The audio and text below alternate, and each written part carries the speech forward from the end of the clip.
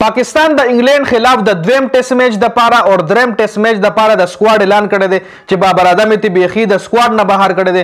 شاهین افریدي هم د خراب پرفارمنس په وجه باندې د سکواډ نه بهر شوی دی. سپینر بالر ابرار احمد هم د سکواډ نه بهر شوی دی. کم کلاډیان د په دې سکواډ کې ان شوی دي. پلینګ 11 نه جدا سکواډ دی. لومبنه چې مخکې کم سکواډ پی سی بي اناونس کړو پاکستان کرکټ بورډ نو هغه د لومبني ټیسټ میچ د پاره د دویم او دریم ټیسټ میچ د پاره بل یو سکواډ اناونس شوی دی چې پکې نوي کلاډیان هم شامل کړل شوی دي. بابر اعظم شاهین افریدي ابرار احمد د سکواډ نه کیک اوټ کړل شوی دي د خراب پرفارمنس په وجه باندې. کم کلاډیان ان شوی په هغه باندې هم تفصیلا خبره کو. بابر اعظم د سکواډ نه بهر کېدو په وجه باندې فخر زمان هم یو ټویټ کړی دی د بابر اعظم په فیور کې خبرې کړې دي. د فخر زمان مقصد دا چې بابر اعظم د ټیم نه د سکواډ نه نو بهر کول پکار داغه موقف دا په هغه هم تفصیلا خبره کو. مکمل سکواډ در سره هم په دې ویډیو کې شریکوم نو ویډیو خپل هم مکمل وګورئ او مخکې ملګرو سره ضرور شریکئ. په سکرین تاسو لخکاری جی شان مسعود کپتان دی وایس کپتان سعود شکیل دی جی عامر جمال دی ور سره عبدالله شفیق حسیب الله سیک وکټ کیپر کامران غلام د بابر اعظم په ځای ان شوی دی. مهران ممتاز د سپینر بالر ابرار احمد په ځای ان شوی دی. میر حمزه د شاهین افریدي په ځای ان شوی دی.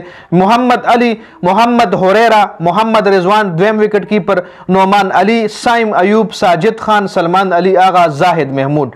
ساجد خان انکول پکارو اور په دې روان میچ کې ساجد خان له ضرور چانس ورکور پکار دی.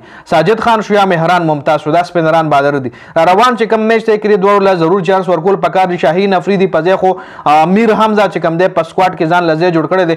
میر حمزه هم سکواډ ل راغلی دی. بیټینګ کې محمد هوریرا هم ان شوی دی. محمد هوریرا نه علاوه نور چې کم پلینګ 11 دی هغه ماغه زوړ دی.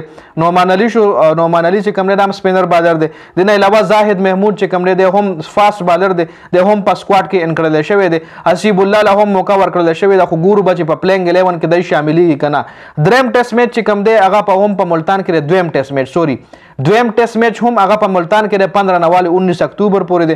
بیا دریم ټیسټ میچ راولپنډي کې چې 24 نواله 28 اکتوبر پورې دی. جی دا مکمل سکیجول دی. اوس فخر زمان څخه خبرې کړي د بابر اعظم حواله سره چې بابر اعظم ولې د سکواډ نه وکول نو پکار. فخر زمان ویل دي چې سموده مخ کې ویرات کوهلی چې کم دی هغه اوټ اف فارم خو هغه ټیم نه بهر نه کړل شو.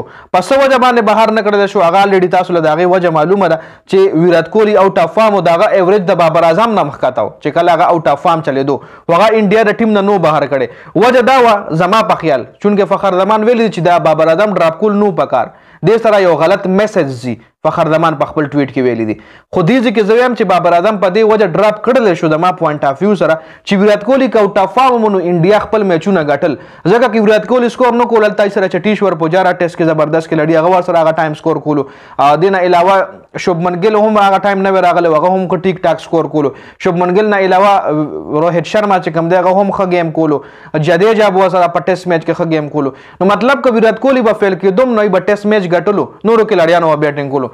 دلته بابر اعظم قسمت دا خراب ده چې بابر اعظم اوټ اف فارم د ورسانور کې لاړیان اوټ اف فارم د بابر اعظم سکور کو صحیح ده کینی ورسره عبدالله شفیق اوټ اف فارم د شان مسعود خپل سکور نه کوي رضوان سکور نه کړي بل چې کم سعود شکیل دی هغه سکور نه کوي. سعود شکیل نه علاوه سلمان علي هغه لګ ډیر سکور کوي په میډل اډر کې خو باقاعده نور کې لاړیان سکور نه کوي. نو په دې وجه باندې بابر اعظم ډراپ کړل شوی د ګورو با کامران غلام له موقع ور کړل شوی د کامران غلام یو خو کې لاړی دی وګورو چې اوس د خپل موقع چې کوم دا خپل چانس چې کوم دی هغه کېش کوي کنه دا براتون کې ټیسټ میچ کې پته لګي. دا اپډیټ شو د ویډیو کتلو زیات مننه جی والسلام.